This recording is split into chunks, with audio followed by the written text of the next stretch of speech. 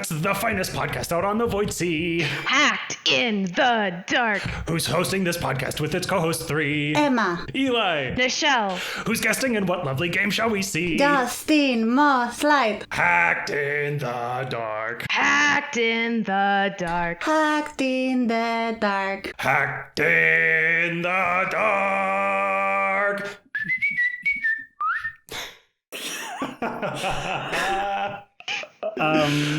I'm speechless. All right, secret plan achieved. Feeling really good about that.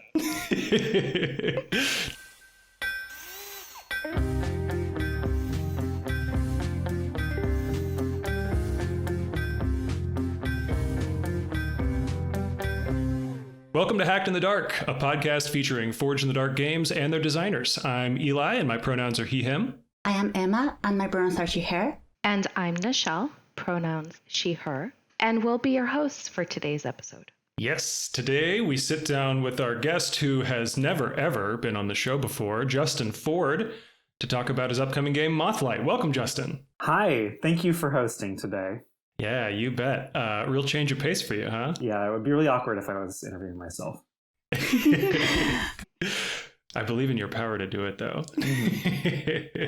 Well, we're here today to flip the script, right? You're not the host. Yeah. So where are the questions? Hit me. So, Justin, I think everyone familiar with you will recognize you if they've listened to the podcast before. Mm-hmm. I think you've been in pretty much every episode. Yes, including the first one in which I was also not the host and was being interviewed. Yeah. So I may have missed one or two, actually. I think that there's one where Ray takes over and perhaps another where Jacob is the host for an episode. But yeah, that was actually just kind of a happy accident because we really, when we started this podcast, and it has been a group effort, but I just kind of really enjoyed hosting, and that was where I felt I could help out the most.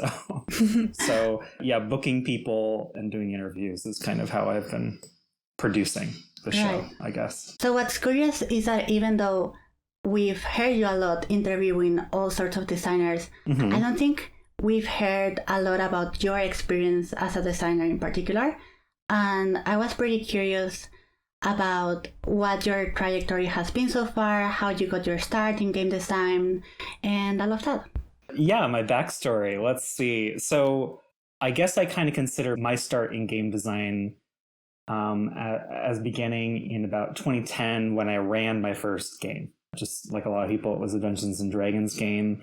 But even in that first campaign, I was all about creating custom content, which was a pain in the ass in 4th edition, but I guess it gave me some good experience because, you know, a few years later when I discovered indie games and stuff, that was kind of how I experienced those games too, is by reading them, digesting them, absorbing them, listening to some actual plays, and immediately hacking them for like for my first GMing experiences in each, whether it was Dungeon World, Delta Green, whatever. I was always trying to change something about them before I actually, you know, played the game as is. So you would come into the first session of a game already having made tweaks to it in that case? Yeah, in various ways. Like my first Dungeon World game was a funnel adventure, which there's no rules for funnel adventures in Dungeon World. And it had like 13 people in it, and I had special rules to accommodate all those people. In Delta Green, I kind of made up my own mission objectives and had a campaign that was kind of like a mix of agents where people could come in and out and participate in different cases, and I had rules for that. And then finally, whenever I started playing Blades in the Dark, whenever I got interested in that, I ran a campaign as is, actually, just as I was running my first Mothlight campaign in the original version of the setting. So I had the standard campaign running concurrently with when I was actively hacking. Well, that is a wonderful segue into our next question, which is, how were you initially introduced to Blades in the Dark? What got you excited about the system? And, you know, just tell us a little bit about that. I think it was probably being introduced a little late to the popularity of indie RPGs on G+. I had been getting more and more into indie games at the time, I think like around 2015 or so, where I had been attending some story game meetups here for GM-less games, primarily, which are all indie games, because there's no GM-less mainstream game, as far as I know. But that had gotten me interested in the wider world of indie gaming, and one of the big communities on G+ was for Blades in the Dark. I had missed the Kickstarter, but they were just coming out with what would be like practically the final version of the rules, like one version short or something. And so I was able to, because it hadn't been released yet, I was able to do the backer kit thing or whatever the equivalent was at that time, and pre-order myself a copy of the book. And whenever I was looking through the materials, I think the thing that immediately grabbed me was all the play sheets and how I felt like, okay, I can run this game with just the play sheets. I don't even need the book to be finished. I did eventually read the book, but that was like very helpful in making me feel like it was approachable and that it was something I wanted to play. Yeah, I completely agree. The sheets that are provided are exactly what they need to be, and it feels like nothing more. Like there's not an ounce of fat on them. And I've made heavy use of them every time I've played Blades. They're just so helpful. Yeah, you don't really need to look in, like the book has lots of helpful information, but you don't need to look in the book once you've kind of browsed it once to play the game at all. You can just do it from the sheets. I completely agree. So, Justin, tell us, I know you mentioned you're in the Pacific Northwest. I know that there are some big game companies out there. So has community played a part in your design work, either on or offline? And what can you say about that? Well, obviously, yes. Why are there three people interviewing one person here for the show? It's because we have a really awesome community of folks who are invested in Blades in the Dark, in the Discord community. But there's other communities that have helped me out. The story gaming community, like I was talking about, I owe a lot of thanks to Ben Robbins of Microscope, among others, who actually ran that meetup here in the Northwest. So I got to see a designer who was pretty well respected in the community, showing other people how it's done and kind of like showing me like, oh, hey, I can just relate to this person who a lot of people respect as a designer, and maybe that means I can do it too. And then from there, a lot of those folks I met there are still my friends and support me in game design. Some of them are designers now too. Yeah, I could thank them all day. There's a lot of them. But local and internet communities have been really helpful to me. One of the weird things, actually, I think about myself is I'm surprised that convention community is where a lot of indie designers find belonging and peership. And that's not been my experience, actually. Like, not in that I haven't found that, I have. But I kind of found that only just in the last couple of years, really. Conventions weren't a place where I really went to seeking this particular kind of engagement until I started designing. Yeah, for sure. I know, especially international designers have a really hard time getting to conventions as well. So that online community is really critical. Yeah, I've definitely found that even in some of my interviews, having interviewed folks from Brazil, from Britain and stuff like that, like a lot of them really benefit from the online communities that have cropped up. And certainly they're highly represented in a lot of these online communities that I enjoy, which I appreciate. So tell us a little bit more about Mothlight. What was your initial inspiration and what was your initial goals in designing the game? So Mothlight actually was originally just a setting change for the game. I think the inspiration for me, like I said, I immediately started hacking Blades in the Dark when I got it, was for the original Mothlight game. I just wanted a game that could go outside the bounds of a single city. And then I thought about, well, what kind of additional material might I want to explore? And I thought something that would interest me would be to do a setting redesign that involved some science fiction elements while still keeping it kind of low technology environment or like more of a grounded environment. So I immediately was like, okay, so maybe like a post-fall setting where you could have ancient tropes that we associate with like prehistoric or ancient times, but involved in like science fiction backdrop. And so I actually kind of drew up some ideas for a game set in Reprieve, which is actually the moon in the current setting. It's actually Beacon at the time was the weird place that the moths came from. in that first iteration. And yeah, we were scoundrels. We were in an ancient city kind of backdrop, an ancient, not ancient city. And we were earning a living in the slums of that environment. And I think one of our players chose to be from the moon. And that was the impetus for our quest, was to like get them back. Was that how you originally established that relationship between Beacon and Reprieved because of that character choice background? Or was it already like in your mind? So what I just described is the first Mothlight setting, but a lot of that work came out of a series of one-shot story games that I played with some friends, in which we developed kind of a setting with microscope. We zoomed in with the quiet ear to explore Beacon, the moon, which was very different at that, in that game. And we played out a couple different adventures in the setting in Follow. And they were very, the setting was very different than what I eventually came up with. But there were elements of it that I really enjoyed and I wanted to transfer over. And so the moths and the seasonal nature of them was a big part of that. And also, I have a biology background. I'm a microbiologist by training, and I really like thinking about life cycles and creatures and all the loveliness thereof. And yeah, that's kind of how that came about. I'm a little sad personally that you didn't make a lamp pun in your book when describing Beacon. I'm just going to go ahead and put that out there. I mean, Beacon is already on the nose enough. I felt like that was good enough. Well, and it still is, that's still in the book. Sure. Sure.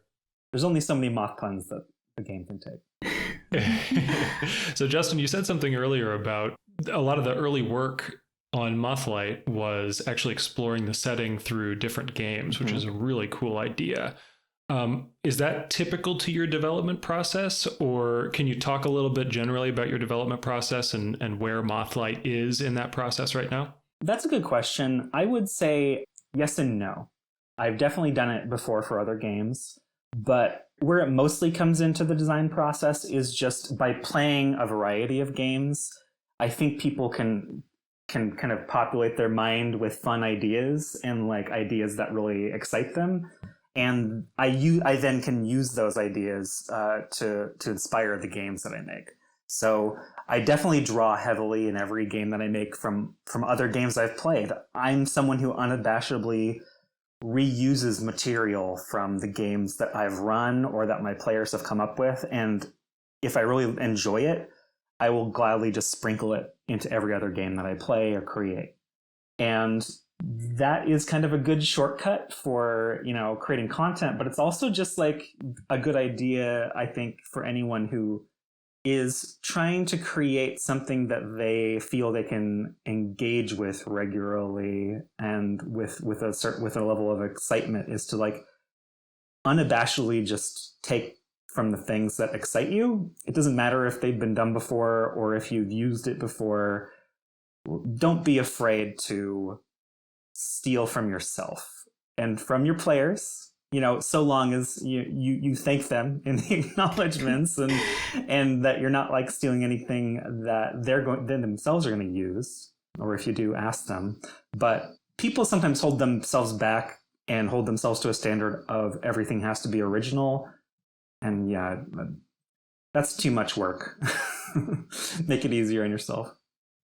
It is for sure. Mm-hmm. Yeah, and it's interesting, you were talking earlier about how you sort of came up into game design among this crowd of designers in the Pacific Northwest and online, and you draw inspiration from other game designs and even from game sessions that you play with your friends or colleagues or whatever. And it really is, every game, even if it's just got one author, is a real collaborative effort like that. And that's one of my favorite things about game design is sort of seeing the genealogy like that. Yeah, everyone who's ever played a Mothlight game has absolutely contributed to the design of the game as it is now. Yeah, that's something that I definitely, coming into game design, didn't expect at all. And it was one of the most surprising things to find out. Like, you are not building this world alone, but not only the mechanics, but the people and the creatures and the places that form this idea of your world that you can then convey in the book come from the people you're at the table with, right? So it really is a collaborative effort where one person is the one noting all down and making it into something that other people can interact with. But the creativity comes from everyone at the table, and that's really, I think, unique to role-playing in a way. It absolutely is. And I would point out, like, having listened to a lot of games that John Harper, creator of Blades in the Dark, has put out there, and interviews of him and such, he steals from himself pretty unabashedly as well. Like, he's done several games that are set in the Blades in the Dark universe, and that he expanded on in Blades in the Dark. I've noticed he reuses names of characters and even like the concept of the character in games that have no relation to one another, which is something that I also like encourage you to do a lot. Like, reuse those good characters that you've made. And so that definitely made me feel it was okay to do in Mothlight and in other games, is seeing how good of a product Blades was and how a lot of that came from him honing those ideas in his other games. So, Justin, something that I noticed while reading through the book is that at some point you describe Mothlight as a game that deals with themes of hope, trust, and relationships. Would you consider that to be like the defining thread that glues all together, like beyond this very cool setting, or how would you describe Mothlight? It is central to the game. I would say that if you're looking to play Mothlight and what you're wanting is kind of like a Monster Heart style experience, you might not end up getting that. It is a little more action oriented than that particular blurb might have you believe. But one of my design conceits with Mothlight has always been to have some of the action elements of Blades in the Dark, and bring them into a new setting, but also to kind of refocus a lot of the party elements of the game, which in Blades in the Dark are about acquiring coin and expanding your reach as an organization or as a criminal organization, and completely revamping those to be about party dynamics and about your relationship with the broader world of humanity in the game, which, depending on how you build out the setting, could be very small, could be very intimate. And that has gone through a lot of iterations, but keeping that at the center point of the game definitely has been really integral to the current state of it. And I think it is what kind of sets it apart from a lot of others, is that those bond mechanics that I have, the strings, etc., that kind of bring players back to, what do the other party members think of me? How can I live up to these expectations that I set for myself? And how can we better the world? Those are the things that I wanted to focus on, because, like, when you're talking about sci-fi, the scope needs to be a little larger. I didn't ever want to lose sight of the fact that it's still about, like, the people, the heroes, right? The heroes on the quest. And so I wanted to ground it in people while still allowing it to kind of reach some greater heights as far as, like, what you could accomplish. Relationships is a very good segue to what our topic is today, which is iteration. Every game goes through so many changes, especially in game design and just usually concept and maybe essentially their mission statement or whatever they're about kind of changes. But you really stick with relationships and that human aspect that is very close in all of your changes. How did playtests reveal the things that we never would have considered on our own? How have those impacted? How did I get there? How did you get there? That is a very good way to say what I am trying to say. The very first effort I made in that regard was even in the original hack, which was largely just a setting change. I wanted something other than coin. And so I replaced them with straight up Monster Heart style strings, which is to say, like, a social currency, which you could use not just to influence other players, but also to kind of get what you want in the world. The idea that just as coin is influential in Dustfall and can get you open many doors, so can social currency and, like, proving yourself to be a trustworthy or worthy person to other people open those doors in the Mothlight setting.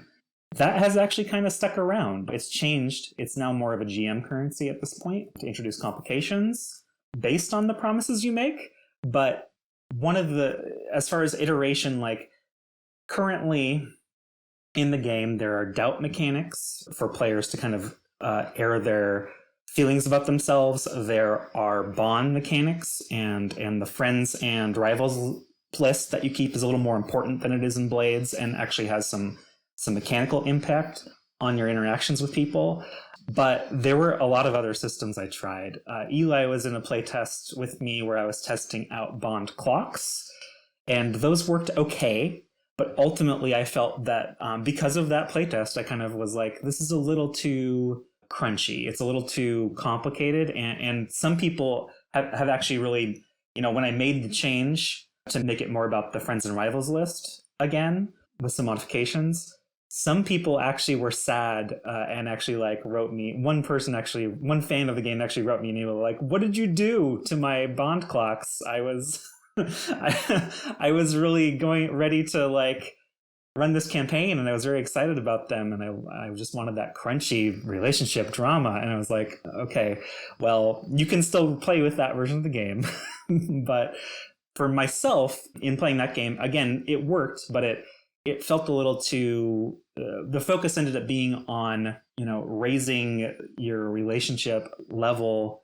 And that's not something I wanted. I just kind of I more wanted a relationship map. Mm-hmm. And so that's kind of the form it takes now with the friends and rival list, is just, what are your connections to people? Do they feel the same way? Etc. And also just other versions that it's taken.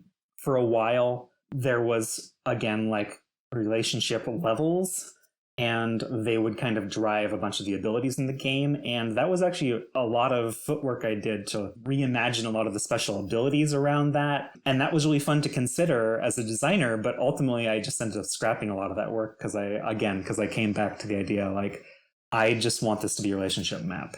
And that work wasn't useless. It was very informative to me from a design standpoint of how I can still make it about the relationships without it being a value, a number. But certainly there's been a lot of iteration, even in terms of the relationships element that's involved design work, a lot of design work, and then maybe even scrapping that design work.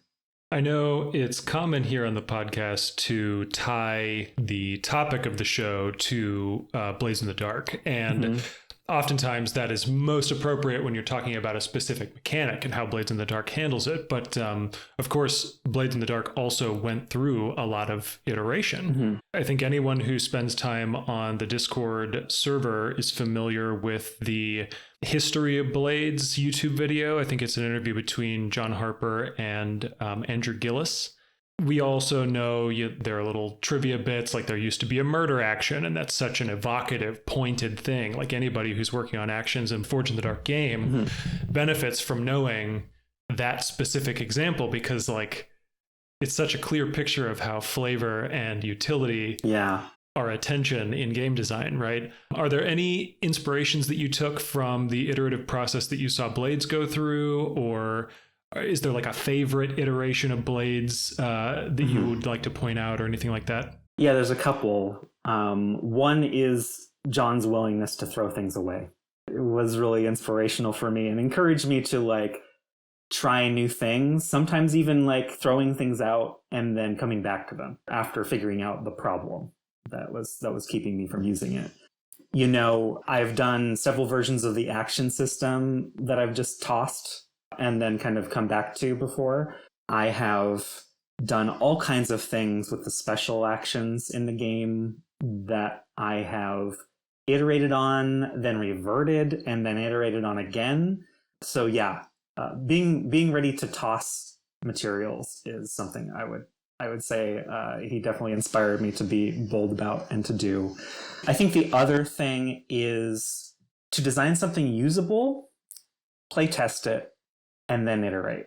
To not wait until it's done to playtest. Because hearing his process and then also hearing some early actual plays of the game where it was very different really made me realize, he was just doing the bare minimum before he started playtesting this. and then iterated based on his experiences. And that's something I've tried to keep to with Mothlight, is to that's why I released it in such an early version as I did. I think I released it in what I was calling version 1 alpha, and now it's like almost a 2.0 beta or whatever.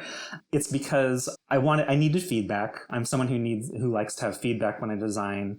A lot of people probably would tell me that it was way too early to release the game, but it's been invaluable to have playtested those early versions and to run playtests with like different versions of the game.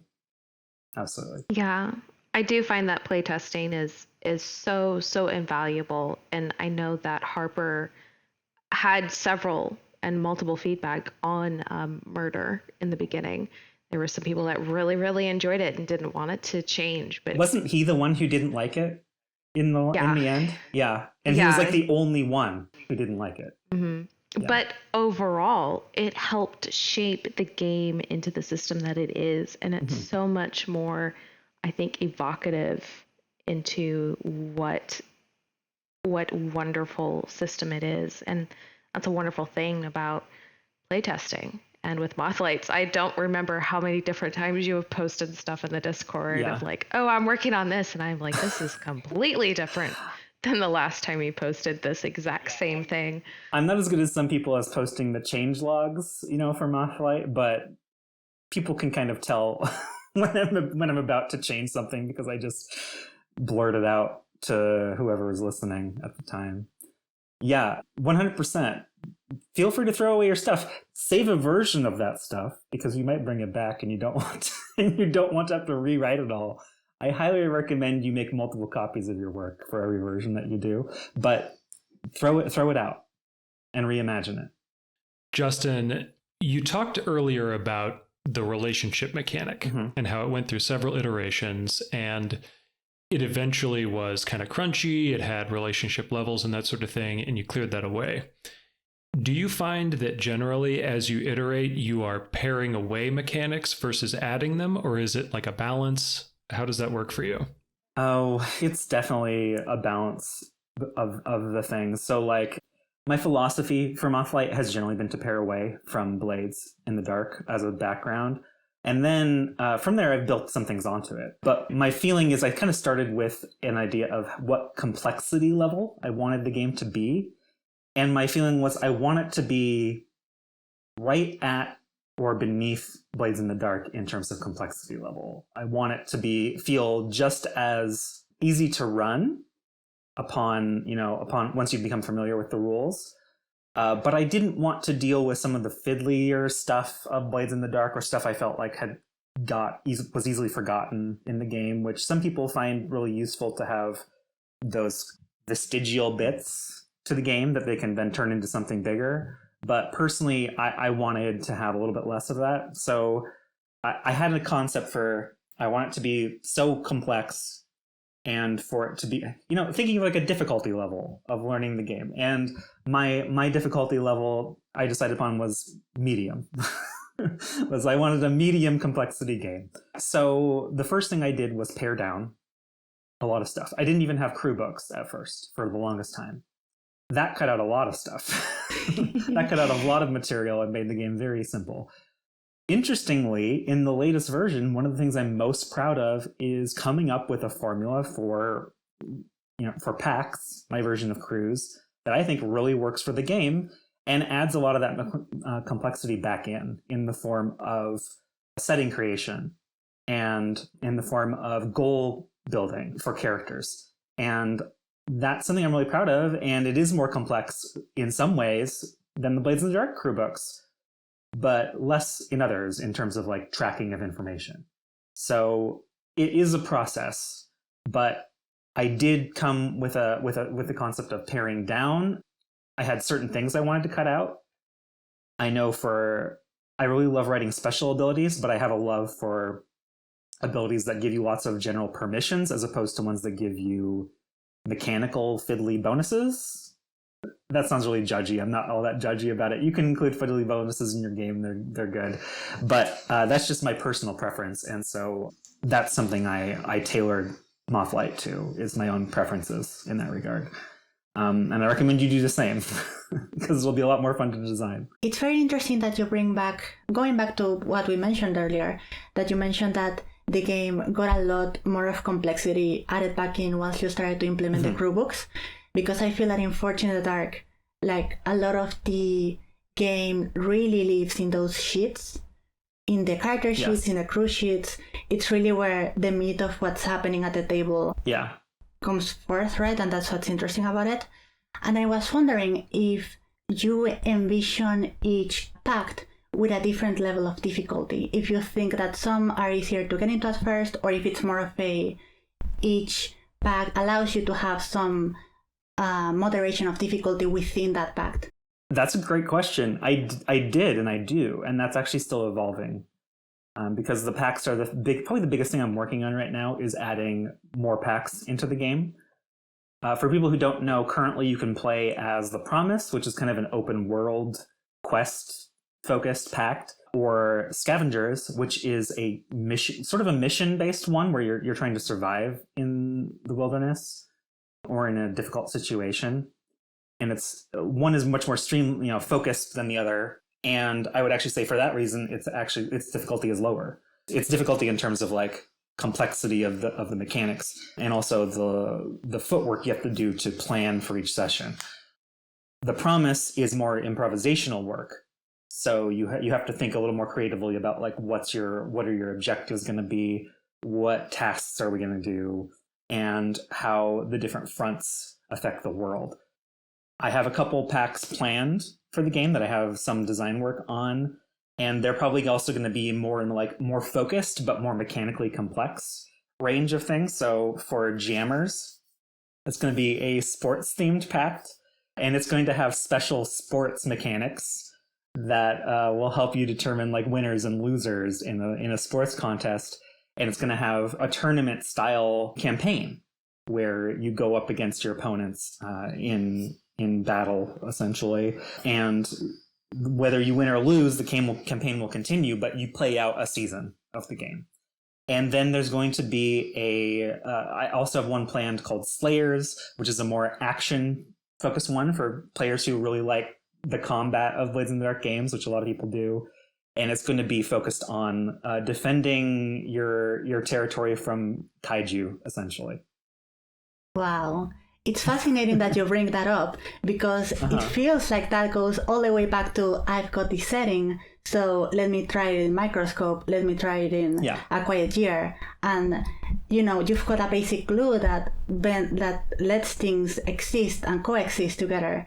But the fact that you are so willing to experiment with not only what happens thematically on screen, but the mechanics that are at play is really fascinating. That's actually how I really wanted to differentiate Mothlight from a lot of other Blades in the Dark hacks, is by making that choice of pact change your game, like change what you're doing completely, and not just like we're smugglers versus we're assassins. Like that is you're doing pretty different stuff if that's the two choices that you have to make, for sure. But you're still trying to, ultimately you're just going after that coin to some degree. Whereas in Mothlight, it requires some work on my part to come up with how to basically change the entire structure of each campaign based on your pact. That definitely requires some thinking. But I think it's going to be a lot more engaging and add some replay value to the game for people to have like an entirely different experience, like almost like they're watching a different show, set in the same universe. Yeah. Essentially, you're adding that built-in flexibility to allow scaffolded freedom between each individual table. And even from season to season, I've been in many Blades tables to where the theme or focus completely changes based on something that happens narratively in game. And then everything has to switch and change. And a system that is flexible enough to provide essentially mechanics and fiction and narrative that can help flesh that out is just so beautiful when it's done. So I'm really looking forward to seeing what you do with the packs. Something I realized recently is, speaking of complexity, if your plan is to do a really long Mothlight campaign, once all the packs are out, something you can do is you can have seasons of that game in different packs based on the fiction that you've established. So there's no reason, you'll have all those mechanics available to you and can insert them based on the context of what's happening in your game. And I didn't think about that really before I had actually started designing them all, that essentially I was making little modules that you could insert into your game at any point if you wanted to go that route. Yeah, and I think it's going to be very interesting once the game is out to see how different players decide, okay, I want some mechanics from the jammers and some other from the scavengers. And, you've got the pieces there to kind of create your own thing if you decide to go down that route, right? Like hacking the game before playing it. Yeah, even as a plot point in a Promise Pact game, if you engage a jamming session with some rivals of yours, you could bust out those scoring mechanics for just one session if you really want. Or if you are defending Fallen Leaf from an enormous, moth the size that no one has ever seen before, you can bust out the Slayer's mechanics to see how you do in that battle, that kind of a thing. It'd be really cool to see like a group start off as scavengers and then get some sort of sponsor deal and become jammers and then move on to be like moth hunters or something. That'd be a blast. That would be cool. Or maybe competitive moth fighting rings where you use the Slayer's mechanics, but with the jammer's score clock kind of a thing. Yeah. Mm-hmm. So Justin, you were talking about how the packs can change play pretty radically. How do you balance packs that have a big effect on the overall story being told with a finite list of playbooks that players can have for their own character? Well, speaking of iteration, originally my plan was to make entirely new playbooks for every single pact. And that was a bit much. So I changed course, and what I actually did was I made a list of playbooks that I could be really happy with as far as their theme. And I designed the packs such that they were not adding too many mechanics into the player side of the game. So they were all focused on structuring the campaign, having additional mechanics for like noting progress towards the goals of the campaign, and maybe a few extra mechanics here and there for like group activity kind of stuff. Like the scoring is an example of that in Jammers. But originally, it was completely different depending on which pact you chose. So if you were playing Slayers, you could play the standard Promise playbooks, but then you had an extra level on top of that of like what I was imagining as mecha or whatever, your weapons that you use to fight the moths with. Not dissimilar from Beam Saber, another game which you may have heard about on this show, versus Jammers, which had a single generic playbook that you chose really wildly different options on for like offense, defense, and the jammer, the scorer. But eventually I was like, this is stupid.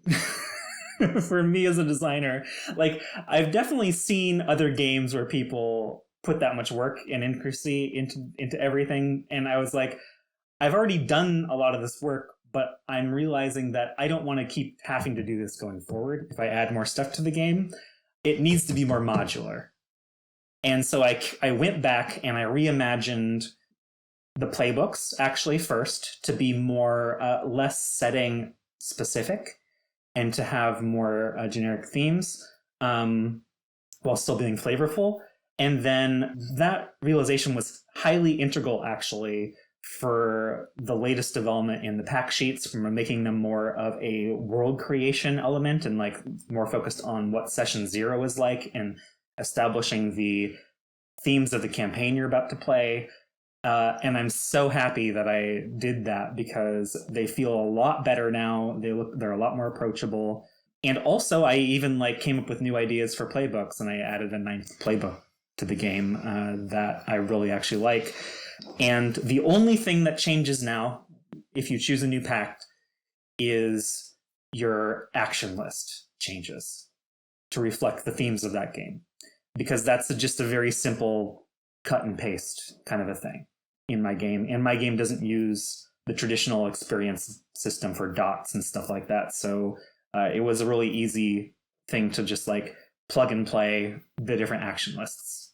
Through all the different iterations and everything you've done from the very beginning of Mothlight to now, what would you say has been the biggest pitfall or hurdle that you've had to overcome in creating the game to where it is today? My answer to that isn't really going to be very specific to Mothlight. My answer to that is, as much as I am willing to rehash things, as a designer, I do go through periods where like my ego gets caught up in something, and criticism can really like make me feel kind of bad for a minute until I get over it, and then I'm like, oh yeah, it's just about this person is just helping me make the game better, and I need to just get over it and think about whether or not to make a change. And often actually I don't make those changes. Like, one of my philosophies is to absorb everything that my players are telling me about what they think should be different, and then make my own like creative decisions about like whether or not to listen to that. And I encourage people to do that. But the hard part is, before I get to that point, is like preventing myself from not immediately changing something to please someone or to hide my shame or whatever in a bad creative choice. Like, I can be kind of impulsive in that regard, and there's been plenty of stuff where I've changed it and then I've eventually gone back because I was like, I was too impulsive. The advice they gave was highly valuable, but not in the way that I took it. So that's been my biggest design challenge.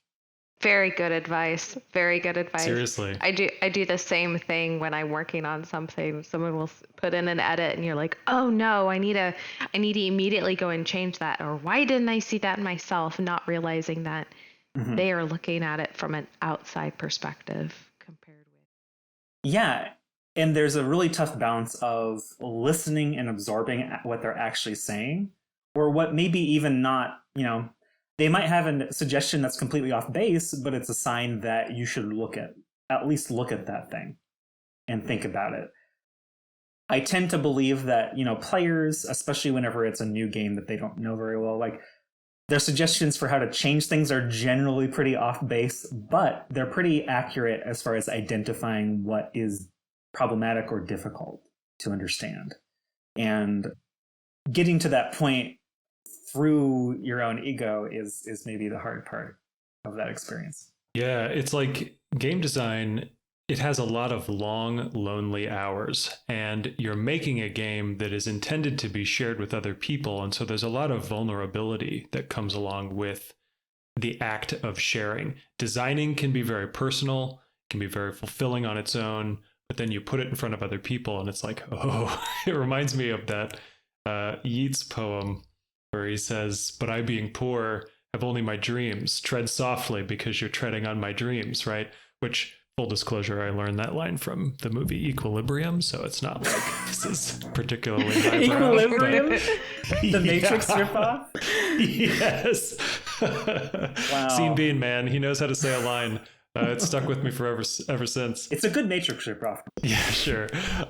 No, but there is a lot of vulnerability, like you say, and it's important to have that detachment or that discernment or that processing time that you're talking about for any designer. I would imagine even for the folks who are putting out $100,000 plus Kickstarters, like you've got to have a little bit of that criticism mind activated to be able to process what's going on.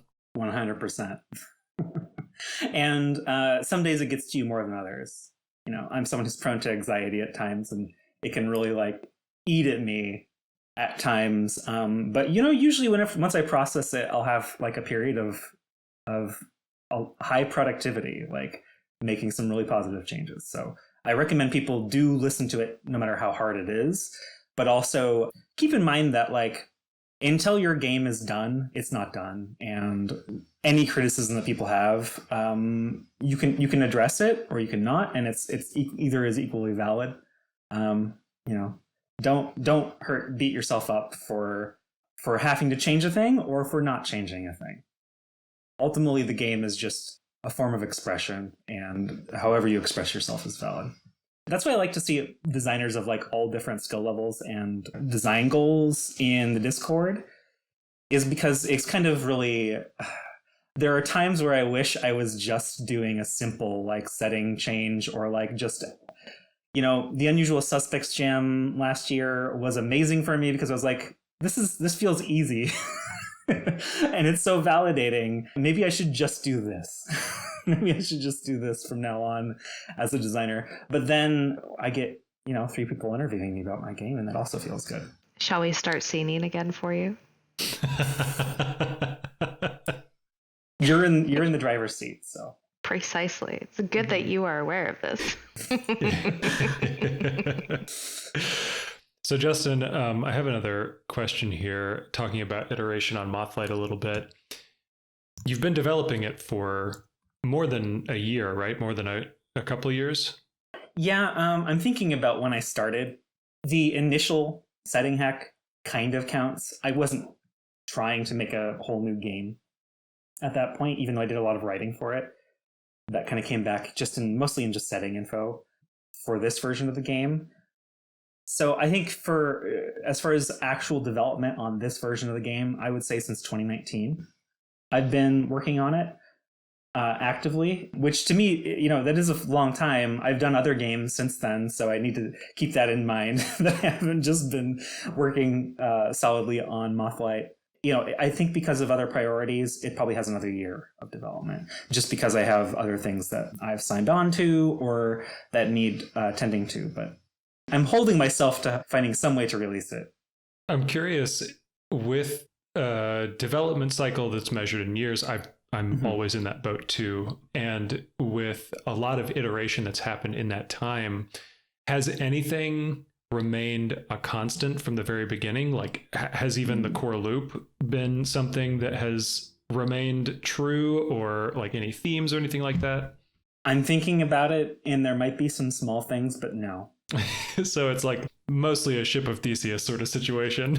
I could look at some of my special abilities that I designed, and some of those are remained mostly the same, or I guess the one thing is a lot of the playbook concepts have remained the same, just because they started out very highly focused on the setting, and even though the game isn't as highly focused on the setting anymore, now you can actually have the option to create your own setting based on the session 0 stuff. Those have still remained kind of the archetypes that I want to explore with the game, and so they've stayed the same. But otherwise, not really. I have been shocked, like in this last iteration, that I even stepped away from the setting a little bit and let people like decide what their version of Beacon and Reprieve look like. Like, I'm currently in a playtest right now with 2 good friends who are in the Scavengers Pact, and they chose to be on a frozen wasteland with no moths in sight at all.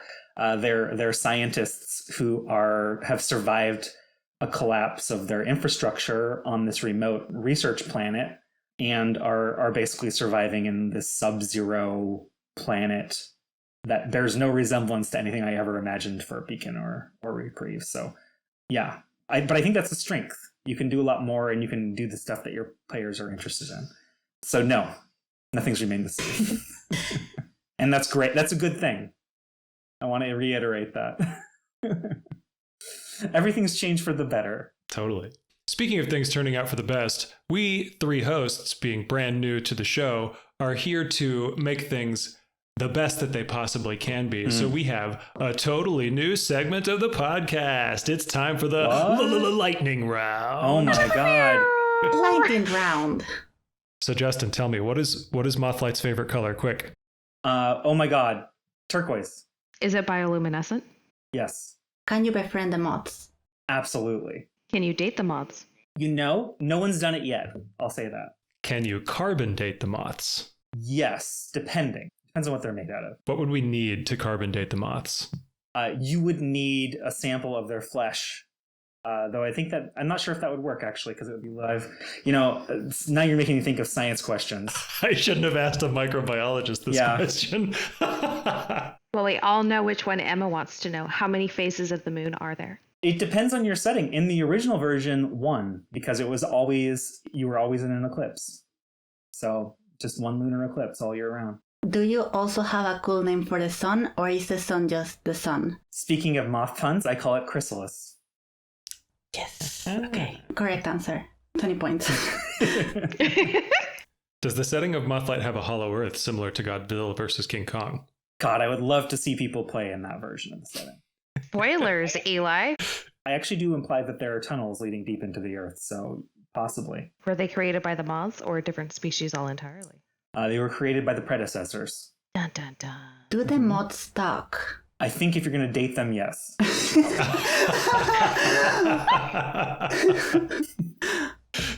Can you play as a moth? I have not had... yes.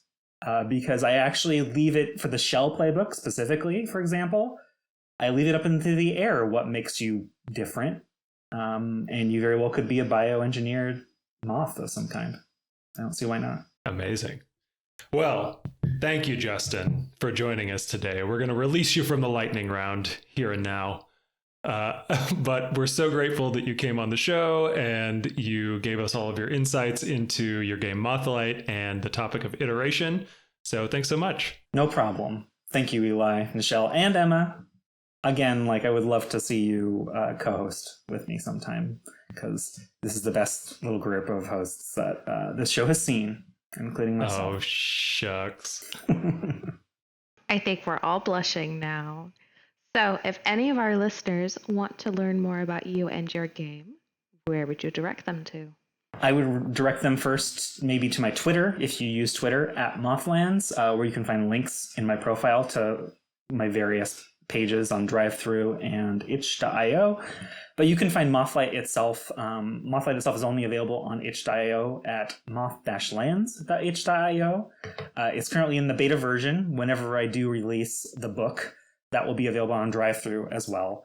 But until then, you please check out my other games. I have lots of stuff that is completed that I've designed both before and during the development of Mothlight, and that has informed what Mothlight has become. So yeah, that's where you can find my stuff. And Justin, anything else you would like to plug in today? This amazing weather. Awesome. Really good, guys. Woohoo! But other than that, no, I would love to hear about your own work, though, and wherever we can find that. What do you think? Can you do that for me? Oh, ours? Oh, shoot. Yeah. Yeah, Emma, take it away. All right, so you can find me on Twitter @SpookyMeal, and you can find also my own Fortunate Dark game that I'm developing. It's called Crescent Moon, and you can learn more about it on bit.ly/Crescent Moon Kickstarter, or just by looking up my Twitter profile and looking at my screenshots of the book that I share at 2 a.m. when I'm very tired. And Eli? Yeah, so I'll plug, I'm working on a Forge in the Dark game of my own called Errant Deeds, Tall Tales in the Blackwood, where you are retelling stories and embellishing on stories about folklore and revolution. I'm also working on a lightly Forged in the Dark, but sort of its own thing game called External Containment Bureau with Justin, in fact. That's proceeding quite well, and you can find information about both of those on my itch page, which is mythicgazetteer.itch.io. You can also follow me on Twitter @ZapDynamic. And Nychelle. You can follow me on Twitter @MistletoeTrex, or you can go to my website, which is just recently launched, voidalspace.com. I am currently collaborating with various other Kickstarters and lovely game designers as such in our Discord, working on Slug Blaster, Wild Sea, or GMing various games. Working on a project myself called Voidal Surfer. That's been lots of fun. Still got to do a lot of work on it, but I'm pretty sure I'll be making a post about that soon. And this has been a very special episode of Hacked in the Dark, a podcast featuring Forged in the Dark games and their designers. Again, I'm Eli. And I'm Emma. And I'm Nychelle. And remember, when it comes to design, we all begin our journey as hacks in the dark.